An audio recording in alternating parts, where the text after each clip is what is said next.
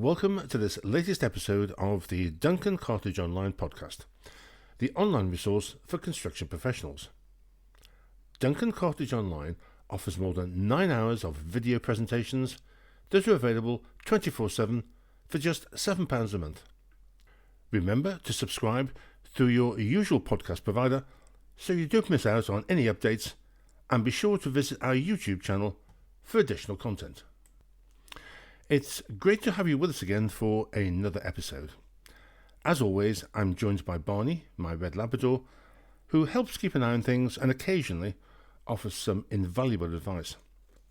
Both Barney and I would be delighted if you could take a moment to write a review. Your feedback means a lot to us.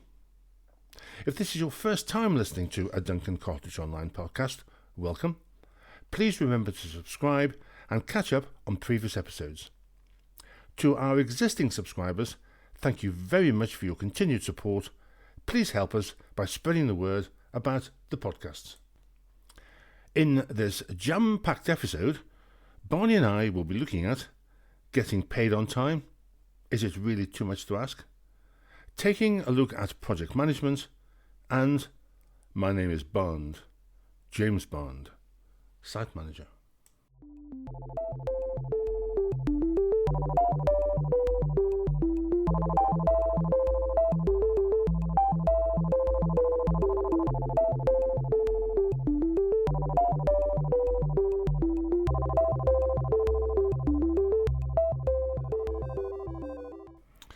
So let's kick off with a look at a constant problem in the construction industry. Getting paid on time. Is it really too much to ask? I was sad to hear this week that Colwell Construction went into administration following mounting pressure on cash flow and operations. The business employed more than 400 people with a revenue to March 2025 of around £58 million. Sad because Caldwell is based in Stoke-on-Trent, where I studied quantity surveying in the dim and distant past. Let's hope a rescue plan can be mounted. The process of administration gives the company protection from immediate legal action whilst the administrators consider how the business can be restructured, but jobs will inevitably be lost and creditors will not get paid, and that will have a negative impact on the local supply chain. Cash flow is and always has been a major problem in construction. A long-running dispute revolving around a late payment when using the JCT design and build standard form of contract has now finally been settled in the Supreme Court. The case goes back to 2022 when an employer failed to pay 2 invoices timeously, and after the second incident, the contractor, Providence Building Services, issued a notice of termination and walked off the job. Since 2022, members of the legal profession have made a very good living, as this case has escalated from adjudication in 2023, who found in favour of the client, to the Court of Appeal in 2024, who found in favour of the contractor, to the Supreme Court in 2026, who found in favour of the client. Ka-ching! The details are that the contractor entered into a JCT design and build contract with a housing association, Hexagon. An application for payment on account of around £300,000 was made, and Hexagon was late with their payment. So the contractor issued a notice giving the client 28 days in which to pay, or they were down tools. Now, as it happened, the account was settled within 28 days.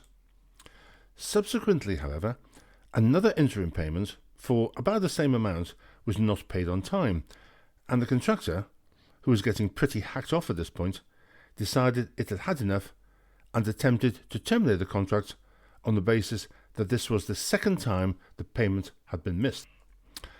However, the contract only allows this course of action when the first payment is not settled within the 28-day notice, leaving the contractor with no choice but to like it or lump it.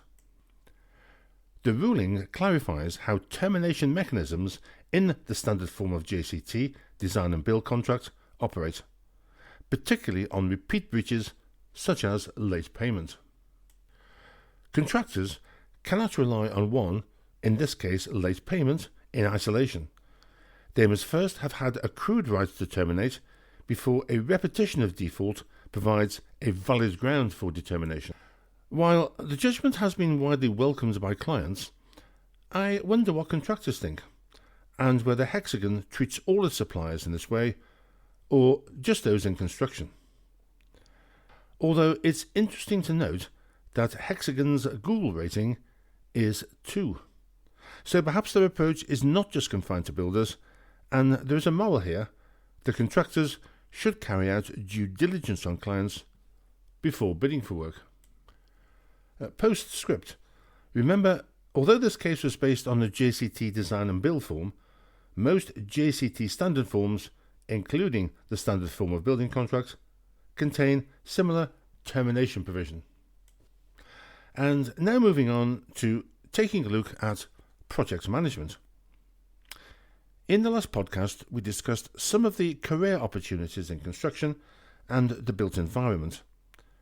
Carrying on with this theme, we'll take a look at project management. Project managers can choose from a wide variety of employers, including clients and consultants from both the public and private sectors, with either commercial or non-for-profit aims. Over the years, many quantity surveyors have taken the decision to move into project management or construction project management, but exactly what is it?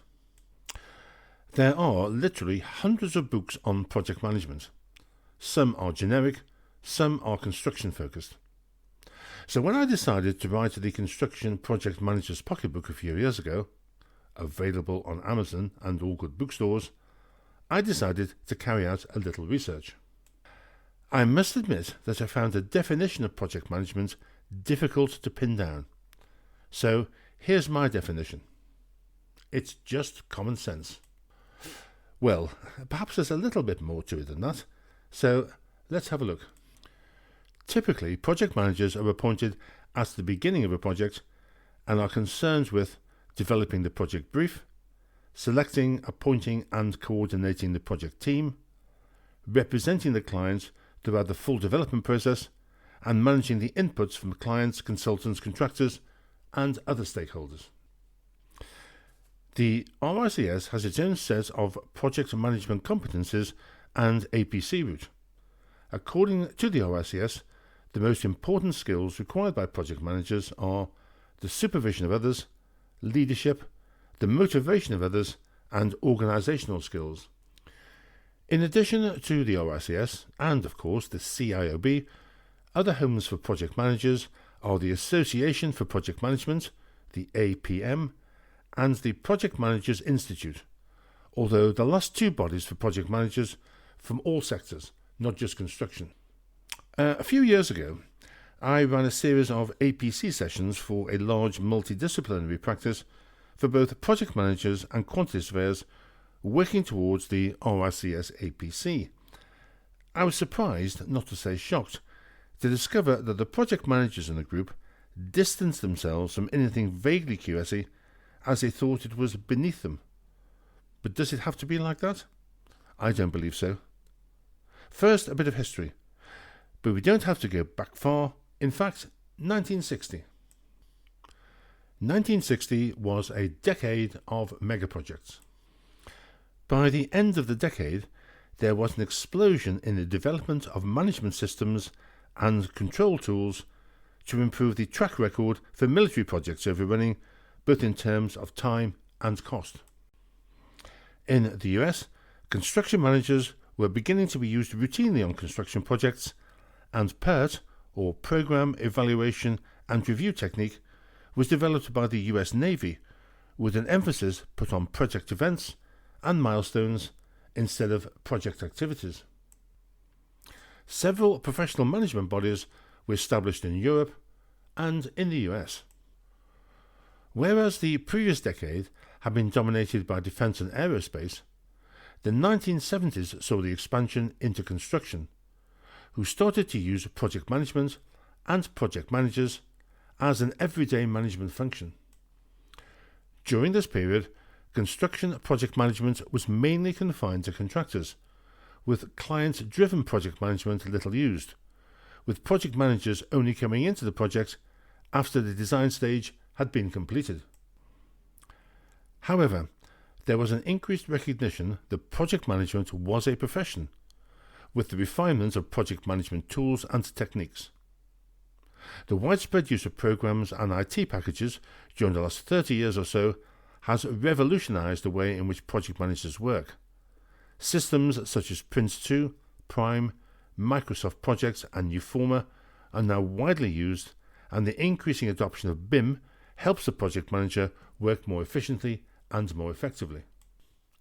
For me, construction project management is a mix of generic project management skills and construction-specific project management skills, such as identifying and managing project risks, managing the feasibility and strategy stages, establishing the project budget and project program, advising on alternative procurement strategies, conducting tender evaluation and subcontractor selection, controlling, monitoring and reporting on project progress, and the administration of construction contracts, all skills that QSs have in spades.